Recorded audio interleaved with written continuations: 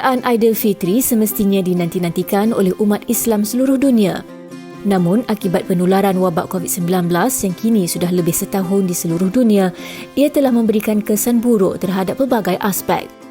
Tahun ini merupakan tahun kedua umat Islam di Malaysia akan menyambut Hari Raya Aidilfitri dalam norma baharu. Berikutan prosedur operasi standard yang telah ditetapkan, rata-rata masyarakat tidak dapat pulang ke kampung untuk menyambut Aidilfitri bersama keluarga. Ada yang merasa kecewa tetapi akur dengan SOP yang telah ditetapkan demi mengekang penularan wabak COVID-19. Oleh yang demikian, persediaan untuk menyambut Hari Raya kali ini tidak seperti tahun-tahun sebelumnya. Bersediakah kita untuk menyambut Aidilfitri? Bersediakah menyambut Aidilfitri? Tanya diri anda sendiri yang mana kita banyak ada kekangan dari segi kita tak tahulah kita dapat beraya dengan keluarga atau tidak tahun ini kan. Tapi apa pun kami nak tanya kepada dua tetamu di studio. Soalan cepu emas hari ini. Cemas saya. Cepu emas hari ini sudah bersedia nak raya ataupun tidak? Kita bersama dengan Hairi Safwan. Selamat datang, sihat? Sihat, alhamdulillah. Okey. Baik. Dan kita bersama dengan Encik Amin Idris. Ya, saya sihat. Alhamdulillah. Tuan Istak Malaysia. Okey, baik. Kedua-duanya sihat. Saya nak tanya dahululah. Sudah bersedia nak raya ataupun tidak? Kedua-duanya. Mungkin Hairi dahulu. Kalau saya dengan family saya dah bersedia lah. Sebab kita dah tahu tahun lepas kita tak boleh balik kampung. Tahun ni pun sama juga. Jadi persediaan dia tu sama aja. Lebih kurang sama. Lebih kurang sama dan kita tetap berjimat pada tahun ni. Maksudnya peratus untuk tu berapa kalau nak di-compare dengan tahun lepas? Ada orang 50% je, malas nak beli-beli semua. Oh, kira untuk peratus maksudnya kita shopping ke apa? Okey, kalau saya akan habiskan shopping duit-duit saya ni dekat wife dengan anak-anak saya. Keutamaan lah. Keutamaan sebab dalam bulan puasa ni pun saya bekerja. Jadi saya masih syuting untuk TV3 dekat Perlis. Saya kena ulang alik apa semua. Jadi saya akan tinggalkan duit dekat wife saya, pergi shopping. Dan semalam pun kita orang pergi shopping semalam. Sebab saya akan beli kat dia orang je, saya habis dia orang. Sebab saya ni mudah, saya akan pakai apa yang ada. Selalu macam tu. Sama. Encik Amin pula macam mana? Saya sebenarnya sebelum Ramadan dah ready dah. Oh, wow. Sebab kita nak all out untuk Ramadan. Kan? So kita settle awal. Okey. Cuma kalau top up tu bukan saya lah. Anak-anak isteri lah. Betul. Dan mesti sure top upnya lah. Tapi kalau selalunya macam masyarakat kita lah kan, macam tahun lalu pengalaman pertama raya dalam PKP. Tapi tahun ini mungkin ada sedikit kesedaran. Diorang dah tahu dah macam mana kita nak balancekan, nak jaga keselamatan kesihatan kita. Tapi masih lagi orang kata sambutan untuk membeli tu tinggi juga sebenarnya. Betul, meriah. Jadi rata-rata dari masyarakat kita ni memang bersedia ke? Saya ada beberapa kenalan saya yang memang owner bisnes kurta, baju raya wanita, baju raya lelaki. Sale tahun ni 3 kali ganda lagi tinggi daripada sebelum PKP. Sebab ramai pengguna balas dendam. Sebab tak boleh nak beli tahun lepas. Betul. Tahun ni sekali beli 3. Ada 5 pasang. Walaupun mereka tahu berkemungkinan besar tak dapat balik kampung, tak apa, asalkan pakai baju raya dapat OOTD dan Tapi itu mungkin tak salah juga. Itu mungkin bagi mereka sambutan itu masih lagi ada, masih perlu berterusan walaupun mungkin tak dapat pulang ke kampung. Orang kata feel dia ataupun mood dia berbeza sedikit, tapi sambutan itu masih lagi perlu berterusan. Jadi mungkin boleh Hairi kongsikan kan, walaupun kita tak dapat pulang ke kampung, tak ada saudara ramai-ramai singgah di rumah, tapi bagaimana Hairi sendirilah bersama dengan keluarga, anak-anak di rumah, bagi orang kata memberi feel ataupun mood tu supaya anak-anak boleh merasai sebenarnya apakah itu hari raya. Kalau macam saya berfamily kan. Saya sudah berkeluarga. Jadi walaupun kita tengok kat Facebook kita marah ke apa, tak boleh balik apa, sebenarnya kita yang Malaysia. Itu kita. Yang bujang ke, yang dah kahwin ke, dia tetap juga nak meraihkan benda tu. Sebab kalau dari pihak saya memang untuk anak-anak lah. Kita nak happykan dia orang, nak tunjuk kata ini hari raya. Korang kena pakai baju 2-3 line. Pagi kena pakai satu baju, tengah hari kena pakai satu baju, esok lagi kena pakai baju lain lagi. Jadi benda tu mungkin kita nak train anak-anak kita supaya dia tahu hari raya adalah hari yang untuk bergembira, bukan nak sedih. Hari raya tak boleh. Hari ni PKP, kau kena duduk rumah, kau kena diam. Tak boleh. Nangis Nangis budak-budak. Kita tak boleh ni. Mungkin sebab kita family kot. Kita tahu kita nak train anak kita. Itu bercakap mengenai family kan, Hari. Tapi ada juga yang mungkin ada emosi terganggu sebab mereka kena beraya seorang diri. Mungkin Cik Amin boleh kongsikan bagaimana sebenarnya situasi, macam mana mereka nak berdepan dengan situasi itu? Saya suka jawab soalan tu dengan kita melihat kepada sejarah Nabi SAW. Nabi, tempat yang paling baginda rindu adalah Mekah. Hatta bila Nabi nak berhijrah, bila Nabi nak keluar daripada Mekah, Nabi memandang kota Mekah dengan wajah yang sayu. Nabi sebut, andai kata bukan kerana kaumku yang mengusirku, aku tak akan keluar daripada kampung halaman yang aku cintai. Dan bila Nabi berhijrah ke Madinah, selepas 6 tahun, Nabi rindu kat Mekah. So Nabi beritahu kat para sahabat, jom kita balik kampung, kita nak tunaikan haji, melepaskan rindu kat Mekah. Diringkaskan cerita, bila Nabi sampai ke Mekah, Quraisy tak benarkan Nabi masuk. Ada yang sampai maki Nabi, bagai dan sebagainya. Diringkaskan lagi cerita, termenterailah perjanjian Hudaibiyah. Berlaku pada 628 Masihi bersama dengan tahun ke-6 Hijrah.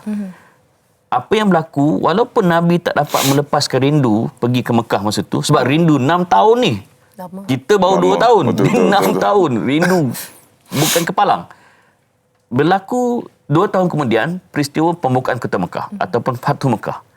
Dalam riwayat, ketika Nabi mula-mula pergi ke Mekah untuk lepaskan rindu, dia bawa dalam 1,400 je orang Islam. Rupa-rupanya, hikmah di sebalik 2 tahun selepas perjanjian Hudaibiyah, Nabi berjaya mengumpul kekuatan, ada riwayat kata 10,000 orang Islam daripada Madinah pergi ke Mekah. Maka berlakulah pembukaan kota Mekah ataupun Fathu Mekah, dan Nabi menawar kota Mekah, dan akhirnya Nabi dapat melepaskan rindu. Maknanya, di sebalik ujian ada hikmah. Jadi kepada mereka yang mungkin berada di negara luar, Doha ke, UK ke, ataupun Kelantan ke, Penang ke. Paling jauh lah tu. Jauh lah tu kan. Tak dapat nak balik, okey. Kita bersangka baik dengan Allah. Betul. Kita yakin bila kita bersangka baik dengan Allah, daripada situ kita akan mula redha. Bila kita redha, masa itulah baru hati kita akan mula terbuka melihat hikmah. Bila kita melihat hikmah, masa tu baru kita boleh, oh ini rupanya ujian Tuhan. Percayalah, sekarang ni tahun ni Ramadan, ramai rindu Ramadan tahun lepas. Betul. Saya sendiri rindu Ramadan tahun lepas sebab buat pertama kali dalam sejarah hidup boleh bersahur, boleh buka puasa, boleh bertarawih, boleh bertadarus dengan anak-anak dan isteri. Betul. 30 hari without fail. Tahun ni saya rasa saya langsung tak boleh buka puasa dengan anak-anak isteri. Sebab apa? Program kerja. Betul. Rindu pula. Padahal masa tu kita komplain. Betul. 2 tahun ni kita komplain tak boleh balik kan. Percayalah bila dah insya-Allah kalau dah hilang COVID nanti, kita rindu pula musim-musim macam ni. Dan saya setuju dengan apa yang Cik Amin katakan. Kita melihat hikmah di sebalik situasi ini. Tapi mungkin bagi sesetengah pihak susah sangat saya nak melihat atau mengambil hikmah di sebalik situasi ini. Sebab ada saya membaca artikel di mana seorang tidak dapat pulang ke kampung. Ibu dan ayah terpaksa menghantar biskut-biskut raya. Terharu kita baca. Tapi itulah, kalau boleh kita harus mengharungi juga situasi sebegitu kan. Dan kita nak tahu juga apa kata orang di luar sana. Adakah mereka sudah bersedia untuk berraya? Jadi jom kita dengarkan pendapat orang di luar sana. Perasaan untuk raya tahun ni disebabkan kita PKP, jadi kita tak boleh nak rentas negeri, nak balik kampung halaman. Jadi perasaan tu agak sedih lah sebab kita tak dapat nak raya dengan ibu dan ayah dekat kampung. Tahun ni memang sama je macam tahun lepas. Sebab kita tahun lepas pun kita raya dalam keadaan yang SOP juga. So tahun ni kita raya pun sama juga macam tahun lepas. Yang penting saya sangat gembira sebab kita beraya bersama keluarga kan. Persediaan tahun ni macam biasa, baju raya wajib kena beli dulu. Okey, kita dah kena standby semua untuk pilihan raya. Sebab persediaan saya sebenarnya memang samalah macam tahun lepas. Persediaan tu ala kadar, tapi yang penting sebenarnya perkara-perkara asas tu macam baju raya, makanan-makanan tu kita memang prepare sekarang lah. Maksudnya cuma sedikit kurang kemeriahan berbanding tahun-tahun dulu. Sebab ni adalah tahun kedua PKP, jadi dah tak boleh nak rentas negeri, nak balik kampung. Jadi persediaannya lebih kepada bersederhana je sebab kita pun raya dengan family yang terdekat. Tahun-tahun sebelum ni kita excited. Macam, nak balik kampung. Nak jumpa family, nak rasa vibes raya tu, jalan jam dekat highway apa semua. Tapi tahun ni agak lain. Kalau tahun-tahun sebelum ni macam kita lebih excited lah nak raya, kita akan beli 3-4 pasang baju raya. Tapi untuk tahun ni just macam satu pasang je. Dan kemudian ni dari segi macam persediaan juadah buka. Actually persediaan hari raya tu tak banyak beza, sebab apa yang kita buat ialah persediaan terhadap diri kita dengan keluarga. Jadi walaupun jarak sebenarnya untuk kita nak rentas negeri tu tak dapat, tapi saya rasa persediaan untuk kata pagi raya punya hiasan, decoration apa semua tu tetap samalah. Din Daud juga bersetuju dengan Cik Amin yang mana tahun lepas sebenarnya lagi meriah. Walaupun sebenarnya sama je. Dua-dua kita melalui tahun PKP. Tapi tahun lepas lagi meriah. Lepas, ramai ketua-ketua keluarga jadi imam interim. Sebelum ni tak erti-erti baju khutbah. Dah pandai baju khutbah. Jadi chef. Jadi chef. Pandai makan. Okey, tapi nak tanya kepada Hairi lah kan. Tadi ramai yang berkata tak banyak beza dengan tahun lepas. Tapi mungkin buat tahun ini sememangnya kita duduk dekat rumah, kita masih beraya walaupun tak banyak beza. Bagi biskut raya. Biskut raya, juadah dia masih lagi ada. Bagi Hairi sendiri, tahun ini ada tak Hairi ingin membuat apa-apa orang kata kelainan sedikit lah supaya anak-anak rasa okey, tahun lepas tak dapat pulang ke kampung, tahun ni masih dekat rumah tapi ada kelainan sedikit. Baba dan mama bagi kita feel yang lain. Okey, kelainan dia untuk anak-anak saya ni ialah kita standby hadiah. Tak pernah standby hadiah untuk raya kan. Standby hadiah. Duit tu biasalah kita bagi. Dia orang tahu tak ke ni surprise? Dia tak tahu, kita orang beli mainan. Alamak, kalau dah tengok dia tahulah. Sebab dia orang ni, dia budak-budak anak-anak saya ni, mainan beli sehari rosak lah. Lepas tu esok tak tahu dia minta kita mainan bukan sehari tau beli untuk rosak kan. Kena main. Jadi kita dah beli mainan and then kita buat kuih. Mak dia buat kuih, ajar anak-anak semua. Dia orang settle untuk bagi dekat jiran-jiran. Kita akan passing ke jiran. Nice. Tapi bagi saya Ustaz, Bagus idea tu. yes. Boleh buat juga. Sebab saya rasa Ustaz, ada terlepas kita banyak boros kan. Sebab kita duduk rumah, beli kan. Betul. Tapi tahun ni saya rasa kita kena belajar yang kita kena berjimat. Ambil pengalaman. Tapi memang tahun ni memang berjimat banyak lah. Terlepas best. Walaupun kita boros, kita tak rasa. Sebab kita duduk dengan family. Kan.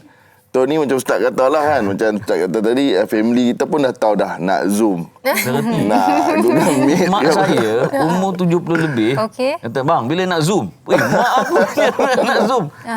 Hikmah di sebalik ujian ni, kita dah mula push diri kita untuk mencari cara-cara baru. Betul. Mencari, jadi kreatif. Manusia ni bila dia sampai tahap desperate, dia akan kreatif. Dan Datang je idea-idea tu. Datang je idea. Macam sekarang ni saya dah dapat idea bagus. Betul. Idea bagus. Satu bagi kuraya pada jiran-jiran dia. Kedua, saya dah beli satu monitor untuk buat Zoom supaya ramai-ramai.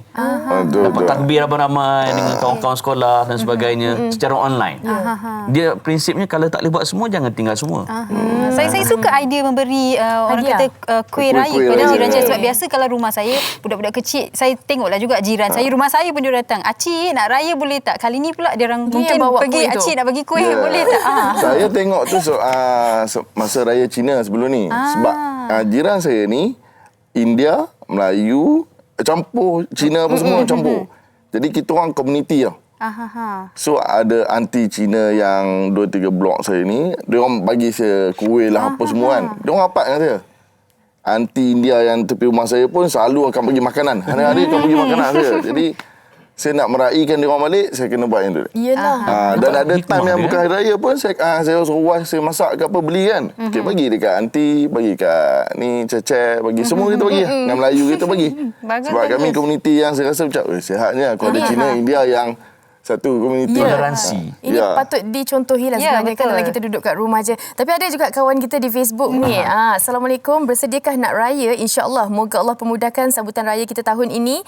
Pakaian cukup sepasang, biskut raya ala kadar je. Yang penting kita sambut raya pada musim pandemik ni betul-betul mendidik jiwa kita dengan keserdahanaan dan bersyukur apa yang ada. Nampak? Sebab sebenarnya Ramadan mengajar kita takwa.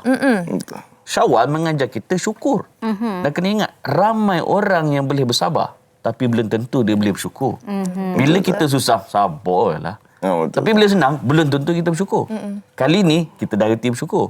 Dan saya suka cerita tadi, kalau bukan kerana PKP, saya rasa kita tak kenal jiran kita. Betul. Sebab apa bila raya balik kampung? Betul. Lepas tu bila tak balik kampung, kau-kau-kau lah. Minta tolong jiran tengok rumah je. Betul. Itu pun dalam grup WhatsApp. Rupa macam mana tak tahu. Tetapi kerana PKP, kita dah mula ziarah, kita dah mula mengeratkan silaturahim. Cuma saya nak ingatkan pada semua penonton, hari raya ni, Nabi SAW ajar kita haram berpuasa pada raya pertama. Jangan duk buat lebay sangat. Aku nak sambung puasa tak boleh. Kan? Sebab apa? Sebab kita diwajibkan bergembira pada hari raya Aidilfitri yang pertama. Dan kalau kita tengok di tanah-tanah Arab, dia orang meriah raya pertama je. Raya kedua dah balik macam biasa. Kita je Malaysia bukan raya sebulan. Selagi mana belum raya haji, dia raya Aidilfitri. Malaysia.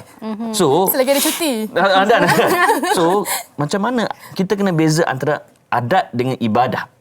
Adat kita raya sebulan. Ibadah kata apa? Ibadah kata hari raya pertama je kita dilarang untuk puasa sebab wajib bergembira. Siapa ada kemampuan untuk beraya pada raya kedua, ketiga, keempat, kelima, keenam, silakan. Tapi kalau tak mampu antaranya kerana pandemik, tak apa, at least kita dah settle ibadah kita raya pertama. Dan Encik Amin telah kongsikan kisah untuk bagaimana melihat hikmah di sebalik situasi ini. Tapi bagi mereka yang Encik Amin mungkin susah kurang ketabahan diri, susah. Saya tak jumpa mak saya dah lebih setahun. Saya ataupun yang duduk bersebelahan ataupun dekat dengan mak tapi tak menziarahi mak sebab takut kita keluar, kita tak nak bawa virus ke rumah ke macam mana kan. Nak ambil risiko. Dan mungkin Encik Masalahnya Amin sebelum tak jadi pandemik pun kenapa tak balik? Tak balik. Kita pun nak pandemik nak balik. Itu satu hal. Itu satu hal. Ini dah sewaktu pandemik lagi satu hal. Tapi mungkin Encik Amin boleh memberikan orang kata sedikit kata-kata semangat bagi mereka yang terlalu beremosi sehingga kan pada hari raya pertama pun duduk sayu dekat rumah, aku seorang je, tak ada kawan. Jadi bersedih. Konten. Sedih. Macam mana boleh mereka mendapatkan sedikit positivity? Kita tahu, kita faham situasi ni memang susah bila dah selalunya bersama dengan keluarga dan kini berseorangan. Nak suruh saya cari hikmah di sebalik situasi bukan senang. Saya sedih sekarang ni. Macam mana mereka boleh mengatasi situasi ni? Pertama saya suka yang sebut tadi. Sebelum pandemik tak balik pun dandang ni kalut macam dululah. Bila masjid tutup, kalut marah. Kan? Kenapa masjid tutup? Sekarang bila masjid dah buka, tak turun pun. Betul. Okey, itu satu. Kedua, kepada kawan-kawan yang mungkin emosinya tercala kerana apa yang melanda sekarang. Ada satu patah Arab sebut al-bala idza amma khaffa. Kepayahan bila ditimpa beramai-ramai dia jadi ringan. Contoh, kalau kita exam Fatin ke Sugi, kalau dapat result kita dapat E, member depan A, member sebelah A, member sebelah pun A, member ponteng sekali pun dapat A, kita seorang E, kita rasa dengan izin bodoh berganda-ganda, betul tak? Tetapi kalau kita dapat E, member sebelah E juga, yang ni pun E juga, separuh kelas E, kita rasa bodoh tak? Rasa okeylah. Okey lah. Sebab kita bodoh beramai-ramai. Betul tak? Sebab kita tak skor beramai-ramai. Maknanya kepayahan itu ditimpa beramai-ramai. So, orang yang tertekan, pertama kena ingat, bukan kita seorang je yang rasa tertekan tak dapat jumpa mak bapak.